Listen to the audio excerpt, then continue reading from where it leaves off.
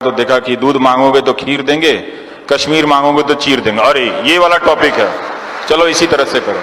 आप उस डिबेट को ध्यान से देखिए, ध्यान से देखिए। मान लीजिए कि आप मोदी समर्थक ही हैं, क्या वो उस डिबेट में आपको तरह तरह की सूचनाएं दी जा रही हैं? एक समर्थक का भी अपना एक सेल्फ रेस्पेक्ट होता है ना, कि वो चीजें जानना चाहता है।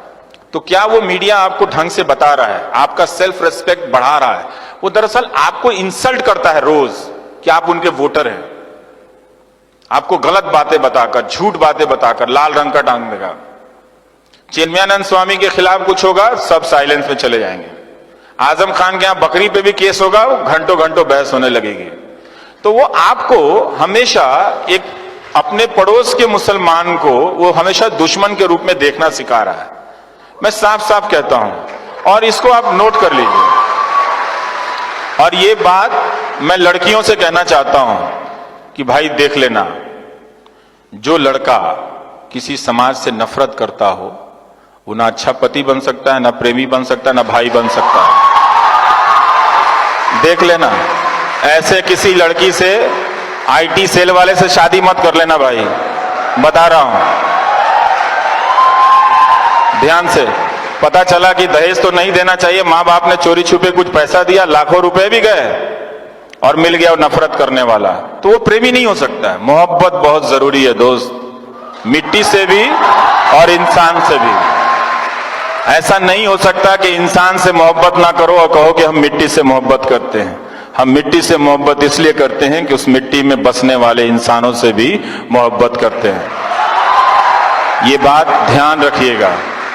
आज इंदौर में बीजेपी के आईटी सेल के प्रभारी हैं विक्की मित्तल, फेसबुक पे उन्होंने क्या लिखा कि गोडसे जी की पिस्तौल की नीलामी करवा दीजिए, पता चल जाएगा देशभक्त थे कि आतंकवादी थे। हम यहां पर आ गए, गांधी को मारने वाले के लिए ताली बजा के आप हिंदुस्तान नहीं बना सकते, नहीं बना सकते हो आप। जिस देश में गांधी के हत्यारे को देशभक्त कहा जा रहा है, तो गांधी क्या आतंकवादी थे? अब हम यहां पर आ गए हैं, क्या हम आपने उनको वोट दिया तो इसकी सजा इतनी दी जाएगी आपको कि आपको मूर्खों के झुंड में बदल दिया जाएगा?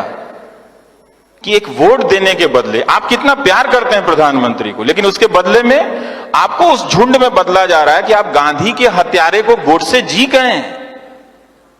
थोड़ा सावधान रहिए, हो क्या रहा है इस देश में। और वो फेसबुक पे लिख रहे हैं, ये कभी हुआ था? कभी नहीं हुआ था। क्योंकि ये पॉलिटिक्स, आईटी सेल और मीडिया ये मान के चलता है कि आपने अपनी बुद्धि स्थगित कर दी, आप में बुद्धि नहीं है। मैं नहीं मानता, मैं उनके वोटर को बहुत सम्मान से जानता हूं, मुझे मालूम है कि वो एक अलग तरीके से सोच रहे हैं, लेकिन उनसे, वो चूंकि उनको वोट देते हैं, उनसे बदला नहीं लिया जाना चाहिए।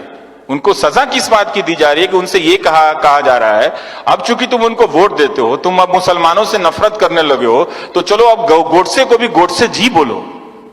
फिर मालूम नहीं अगली बार अब आपसे क्या कराएंगे, आपके हाथ में बम दे देंगे, कहेंगे जाके फट जाओ कहीं पे, तुम नौकरी मत मांगो। ये मत कीजिएगा, ये मत कीजिएगा। ये शर्म की बात है कि हमारे देश में गांधी की हत्या हुई,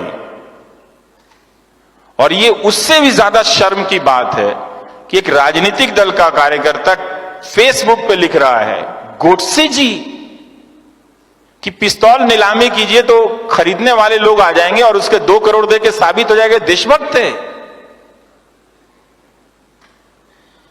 गांधी की लाठी की कोई कीमत नहीं है दोस्तों, कोई कीमत नहीं है उनकी लाठी की।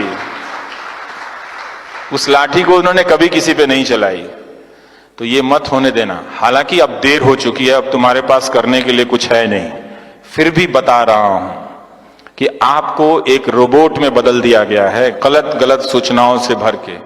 अब आपसे सिर्फ 2 ही काम लिए जाएंगे, समुदाय के नाम पे, धर्म के नाम पे आपको एक झुंड में बदला जाएगा कि आप जाओ उसको मार आओ, पहलू खान को, या फिर आप सुबोध कुमार सिंह को मार के आओ। उसे भी इंसाफ नहीं मिला, सुबोध कुमार सिंह को भी इंसाफ नहीं मिला। पहलू खान को भी इंसाफ नहीं मिला। ये आप समझ रहे हो कि क्या हो रहा है?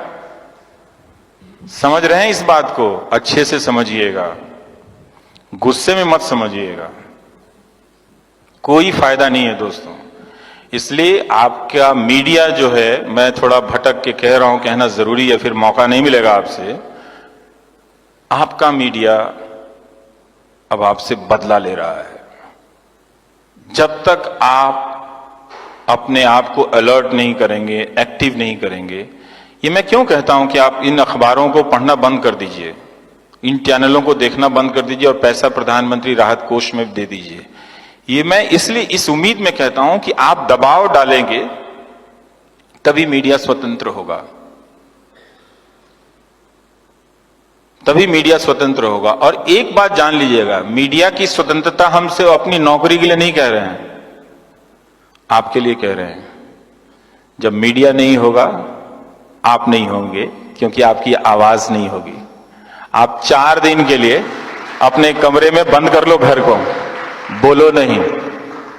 आप ये करके दिखा दो और फिर सोचना कि 46 दिन से कश्मीर के लोग कैसे रह रहे हैं। Thank you.